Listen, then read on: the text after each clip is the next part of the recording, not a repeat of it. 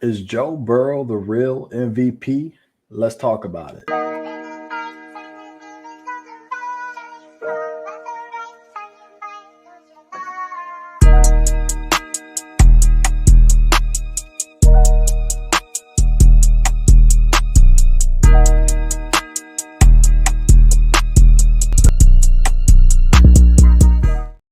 What it do is the 513 with your boy JE on the Wincinnati podcast. Hope everybody's having a phenomenal Monday. I apologize. I was on the road last week and on the road the week before. So I got the episode out the week prior a little late. And last week I missed because I was on the road and traveling. So doing some work out there in Indianapolis, but I'm back. And the Bengals are hotter than ever. 5-0. They just beat the Brownies. And I don't want to talk, I don't want to berate or talk too much about the Brownies because it has been crazy on the internet, man. I never knew that the beef between the Bengals and Brownies was so real until really I think the last couple of weeks. Really, the first game that we played the Browns, it seemed like it was a little bit of a crazy rivalry building there. Of course, to me, I've never looked at the Browns as with a lot of hatred. I've always looked at Pittsburgh that way. So maybe it's a new way of thinking for me. Um, but nonetheless, the Bengals got a great win. They're 5-0 after 4-0 after the bye week, 5-0 in the last 5 games. Burrow was only sacked one time in that game against the Cleveland Browns. And you got to say, the Bengals look like one of the hottest teams in the NFL and a consistent factor in every single game to me is that Joe Burrow, in the moment that it matters most, right? In the moment that it matters the most, Joe Burrow answers the question. He answers the bell. And that's why we're all here today, right? Is Joe Burrow the real MVP? Can Joe Burrow really steal the MVP trophy from Patrick Mahomes or Jalen Hurts? I know Patrick Mahomes is sitting at 10-3. Jalen Hurts, I think right now is maybe 11-1 or 12-1. I'm not sure exactly where he's at as far as team record wise, but I know those are two quarterbacks that I'm hearing a lot about that are in the MVP leading race. And quite frankly, when I look at the standings and I look at the Vegas and what they're telling me, Vegas is telling us this, right? They're saying, hey, Jalen Hurts is first, right? Patrick Mahomes right after Jalen Hurts. And then you got Joe Burrow, right? So a lot of Bengals fans are saying, Joe Burrow, he is the MVP. He deserves the MVP. And there's a lot of reasons why we can talk about Joe Burrow deserving the MVP and a lot of different things that he's accomplished this season that people really didn't give him a chance to accomplish. And people are kind of starting to give Burrow his flowers now. And I say kind of with quotation marks because there's still a lot of people out there that will hate on Burrow when given the opportunity. But the truth is, yes, Hurts has done some phenomenal things. He's played very well in the Philadelphia Eagles system. Mahomes has played very well in the Kansas City Chiefs system, right? Mahomes, most people believe unanimously, is the best quarterback in football. But that leads me kind of to my next point, right? And the next point for me is when you talk about an MVP, the most valuable player to that team, if you remove that player from that team, does this team go far? And I'm not going to focus on the Eagles. I'm not going to focus on the Chiefs. I'm not going to do that because I'm not an expert on those teams. I watch those teams quite a lot, but I'm not an expert on what they would look like without Mahomes. I think we've seen the Chiefs with Alex Smith, but we know that Mahomes is on another level than Alex Smith, right? But what I am going to talk about is how Joe Burrow to the Cincinnati Bengals, and I'm not going to compare it to Michael Jordan because Tony Romo went way overboard and said Mahomes is Michael Jordan. But Joe Burrow is what snow to me, are what that magical feeling is behind Christmas, right? It's a weird metaphor, whatever the case may be, a weird simile, whatever you want to call it. But Joe Burrow, this Bengals roster is really good. Don't get me wrong. When you look across the board, you look at all the players, you look at Jamar Chase, you look at T. Higgins, Tyler Boyd, best receiver trio in the league. Hayden Hurst is coming on really good. I think he's doing phenomenal. The offensive line is looking better. The running backs, two-headed monster, Joe Mixon and Samaje Perine. They even got Travion Williams back there. You got Chris Evans back there. You talk about the defense, all the phenomenal players you have over there, Von Bell, Trey Hendrickson, Sam Hubbard, DJ Reader, who I think is a animal and could be up for Defensive Player of the Year if he didn't get hurt and miss those games. I think I talked about Jesse Bates. You got Dax Hill, Mike Hilton, CTB, who's coming on very strong, Eli Apple, who's playing very well right now at this point. And when you look at this team, very special, right? That's my point. I listed all those names to say very special team. But without Joey B, without Joe Shiesty, number 9, right? The quarterback that we cheer for and the quarterback that we all buy the jersey of, without number 9, man, the Cincinnati Bengals do not go to the Super Bowl last year, and they damn sure are not 9-4 today at this point. I think as a Bengals fan, we've all been a part of, really a lot of people don't know a lot about the Bengals history, but we've all witnessed and seen the Bengals have good teams, right? We've seen this. But what we haven't seen is those good teams in key moments deliver and take that step in critical games, right? Watching Andy Dalton, he was a part of some great teams. 7 years of 7 straight playoff appearances. Every season wasn't perfect, but 7 straight playoff appearances is insane, right? Just think about this. In those 7 playoff appearances, we were eliminated in the first game every single time. And it wasn't solely always on Andy Dalton, and I'm not saying that. But what I'm saying is that Joe Burrow has the Tom Brady effect on this team, and it makes everyone practice harder.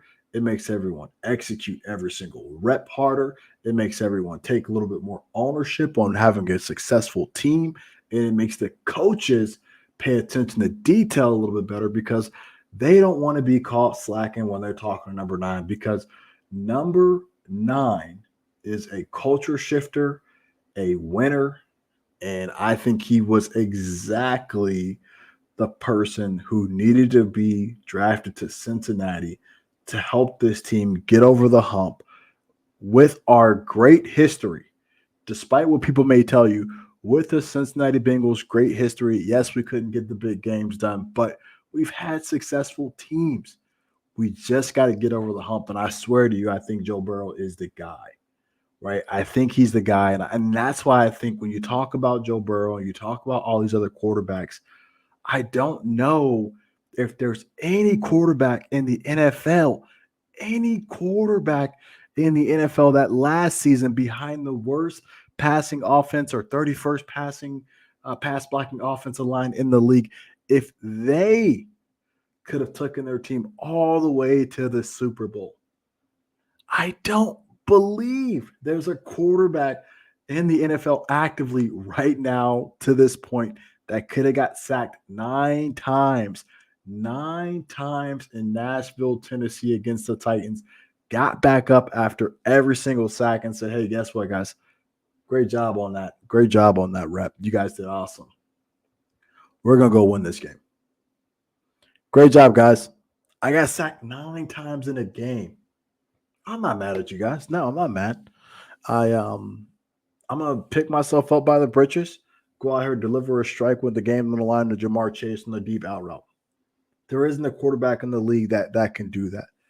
And coming into this season, the Bengals started off shaky. And a lot of people will say, well, because Joe Burrow started off shaky against the Steelers and he had 4 turnovers in that game, there's no way he could win MVP. I'm calling BS.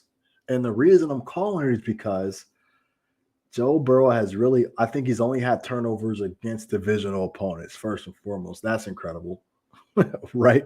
That's incredible. Joe Burrow had 4 turnovers in that game. I want to say 4 interceptions, but I can't recall exactly. But I'll tell you this: Joe Burrow right now has 27 passing touchdowns, 9 interceptions, and 102.4 passer rating. Right? He's got 3,685 passing yards and a 68.1 completion percentage. A little bit below last year's completion percentage where he had a 70.4, but with 4 games left, he definitely can get that a little higher. Um, that's statistically where Joe Burrow's at as far as what he's done through the air. Now, his rushing stats, I think he's like second or third in QB rushing touchdowns. And Joe Burrow's been making some plays this season with his legs. He's definitely been making some plays. And really, when you look at what this team has done and what they've accomplished, you got to say, man, how does Joe Burrow do it, right? How does this team that everybody said Super Bowl hangover, got lucky, not real competitors? Joe Burrow's not special. Um, Jamar Chase can't replicate what he did. He's a Jamar Chase merchant. He's a T. Higgins merchant. He's a Tyler Boyd merchant. He's a three receiver, best receivers in the game merchant. How does Joe Burrow continue to answer all these questions, check the box, and people have to say, well, I guess this guy actually is really special. It's insane to me that people would question it, but people do, right? Because I saw a tweet, and this was an awesome tweet. Shout out to Red Wing Victory. I think he's out of Canada. My guy Matt on Twitter. I saw a tweet, and it says, and this is really kind of my thing about Joe Burrow winning this MVP, because you watch the Browns game and Joe Burrow lost Tyler Boyd, T. Higgins in the same game. Early in the game, they lost Tyler Boyd on like the first drive. T. Higgins played 1 snap in the game. Jamar Chase was there, but if you're a team and you're going into a game that your biggest worry is, hey, these guys got 3 legitimate receivers that can beat us, right? How are we going to stop 3 guys? They lose 2 of those guys and you just got 1 to worry about. You're going to bracket him. You're going to double him. You're going to do everything you can to make sure he doesn't, kill the game. You're going to roll covers to him. All these things, right? And if I was a Browns fan, I'm sitting there and I'm thinking, we probably have a really good chance to win this game with those 2 receivers going out. A really good chance. They got Trent Irwin, Trent Taylor, Jamar Chase, lining up at receiver. And not to mention, didn't have Hayden Hurst. Mitchell Wilcox lining up out there at tight end. Right? I probably missed the receiver just because I'm so excited to talk about this. But that's who we had out there, man. Trent Irwin, Trent Taylor, Jamar Chase, Mitchell Wilcox, right? Guys that if I told you I was lining up with those guys against the Chiefs, you'd be like, oh no. Even against the Browns, if I told you that going into the game, like, man, it's not the best thing I want to hear, right? But this team and Joe Burrow answered the call. And that's why, to me, statistically speaking, yes, Joe Burrow clears in a lot of statistical categories. When you look at the numbers and you look at where Joe Burrow is, and I think I do have him right here. But when you look at the numbers, right, and you say, okay, Joe Burrow, right, when you look at his numbers compared to other QBs, he clears, man. He's one of the top QBs in all the major categories as a quarterback when you look at it, as we kind of look through week 11 and so on. Passing yards, he's in the top. Passing TDs in the top. Completion percentage, he's in the top. And passer rating, he's in the top for QBs, right? When you look at rushing TDs, near the top. Joe Burrow, man, he's been very special, and he is in the top of all categories that matter when you look at quarterbacks. And one of the big things I thought about Joe Burrow and why his MVP case is such a really a I wouldn't say an important case, but his MVP case is a real valid case. And I think he should be the NFL's MVP. I think the NFL should say, hey, at the NFL award ceremony, this guy, despite all the obstacles he has faced, he is the NFL MVP, right? Coming into the first game, had an appendectomy, fresh off of surgery, not really ready to go. He still plays, 4 interceptions or 4 turnovers, and it's probably the worst game we've ever seen from Joe Burrow, right? In the first half. Second half, he comes back roaring, gives his team a chance to win the game. We know the story about the long snapper. Long snapper gets hurt, missed 2 kicks to win the game, right? That's just a part of it. That's just a part of it. I'm going to get back to this tweet because I got off track. There was a tweet from Matt at Red Wing Victory on Twitter. Awesome. This is an awesome drop the mic about Joe Burrow. And really a drop the mic on this MVP conversation because all of the criticism that Joe Burrow received, he has killed it slowly and surely. And really, it's incredible where we sit here today as Bengals fans. It's a lot to be excited about. But let's get to this tweet from Matt, right?